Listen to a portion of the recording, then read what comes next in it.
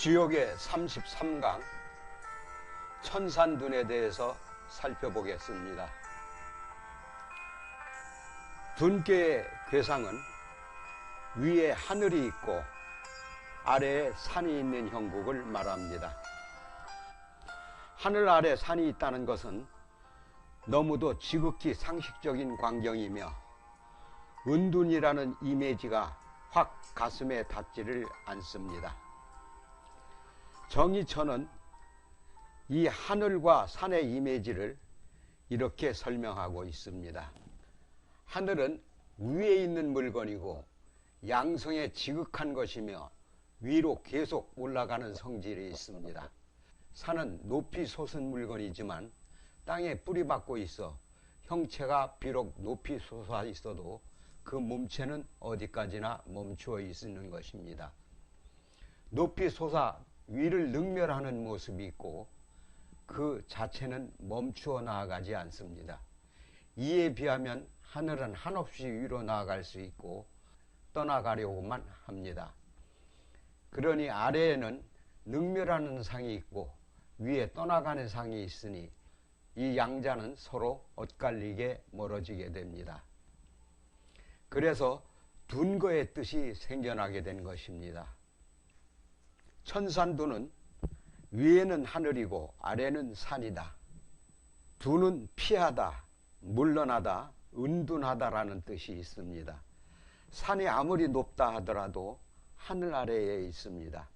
이제는 물러나라는 뜻에서 둔을 괴 이름으로 하였습니다. 천산둔의 괴상은 다음과 같습니다.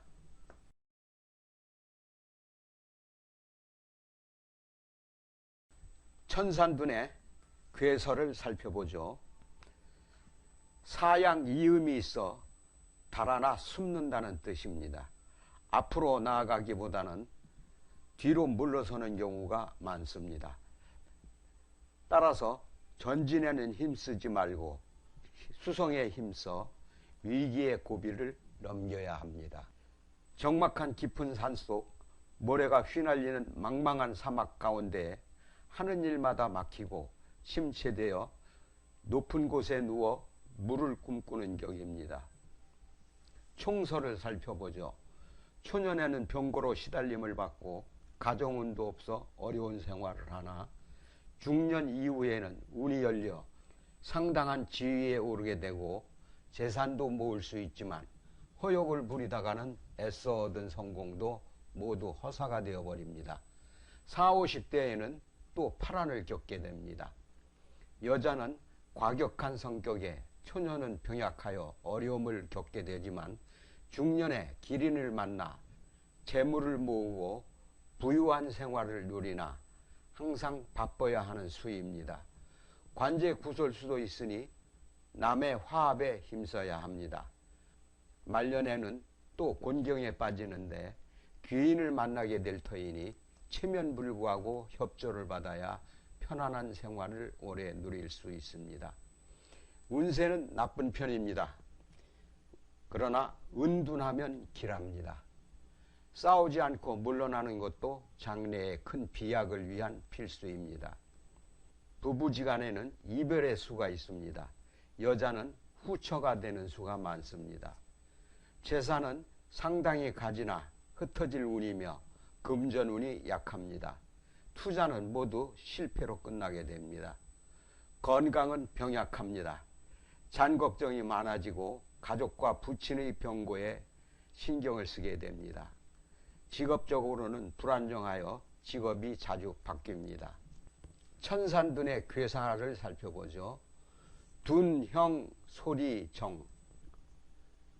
은둔의 형국입니다.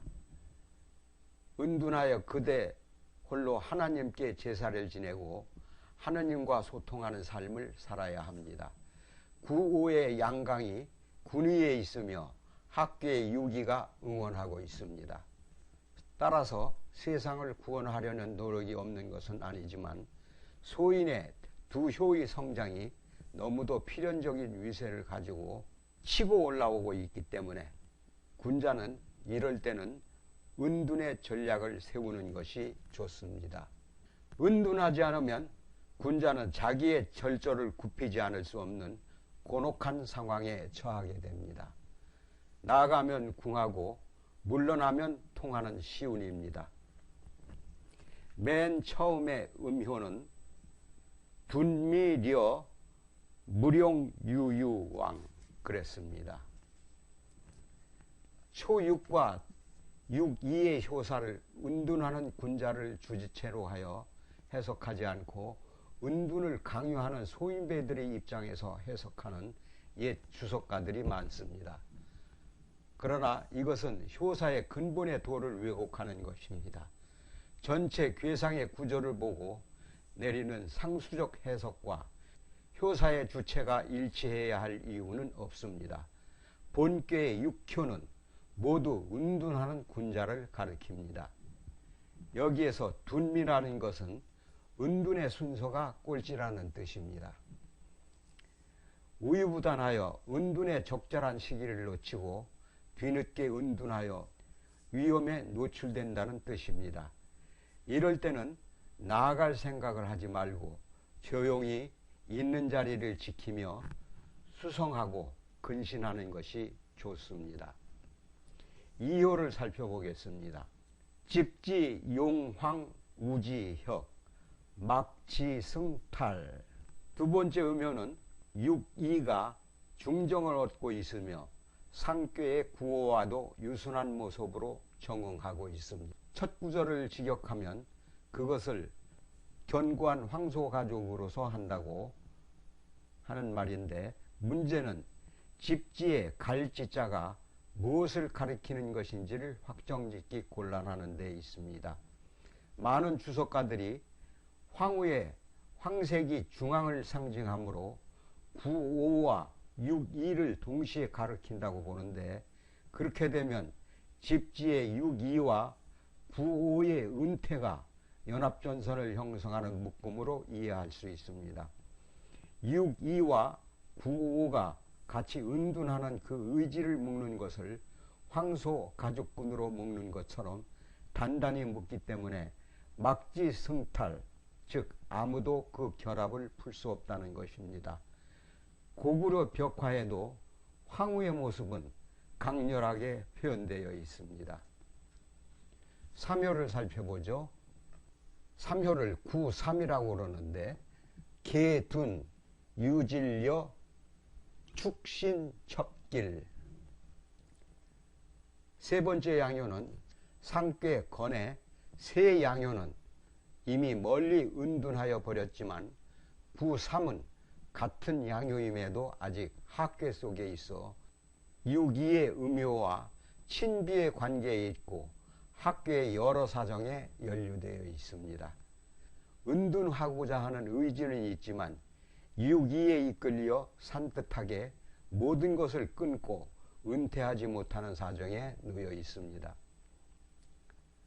이것을 효사의 작자는 개둔이라고 표현했는데, 은둔하는 데 걸리는 것이 많다는 뜻입니다. 이 개둔의 정황은 마치 병에 걸려 매사가 불투명한 것과도 같습니다. 4효를 살펴보겠습니다. 호둔 군작일 소인부. 네 번째 양효를 말하는데, 이 좋아할 호는 사성으로 읽습니다. 좋아하다는 동사이고 구사는 초6의 음효와도 응합니다. 그러나 구사는 강요이면서 상괴, 건의 제1효, 건괴는 건합니다. 그러니까 구사는 강건의 성격이고 구삼과 같이 사정에 이끌리지 않고 깨끗하게 즉각 은퇴해버립니다. 호투는 은둔하기를 좋아한다라고 읽을 수 있지만 그냥 삼성으로 읽어 훌륭하게 은둔한다고 합니다. 이런 자리를 감당할 수 있는 군자에게는 더 없는 기운이요 행복입니다.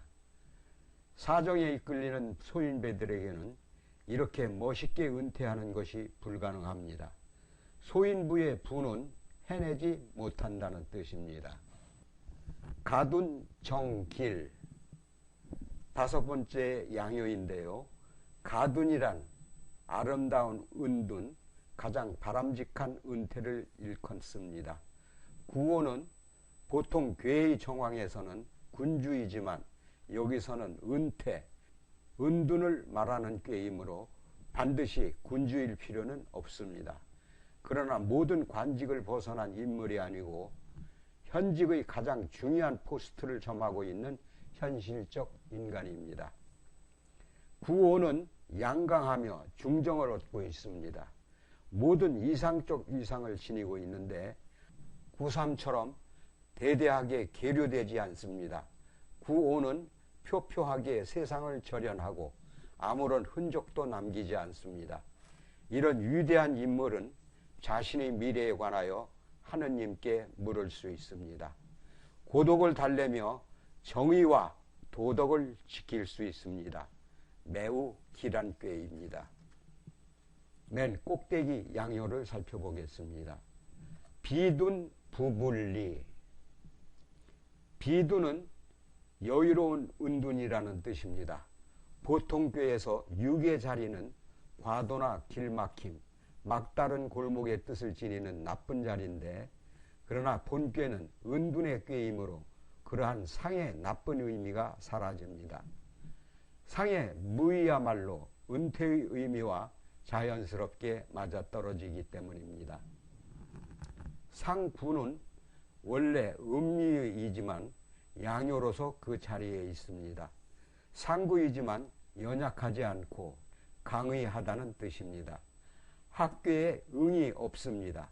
그래서 계류될 커넥션이 없고 이미 세간을 떠나 있는 자리에 있으므로 그의 은둔은 여유작작합니다. 감추어진 장소에서 자유자작의 삶을 보냅니다.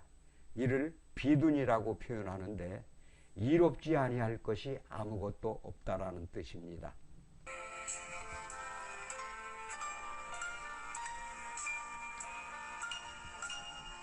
지금까지 주역의 33강인 천산둔에 대해서 살펴보았습니다.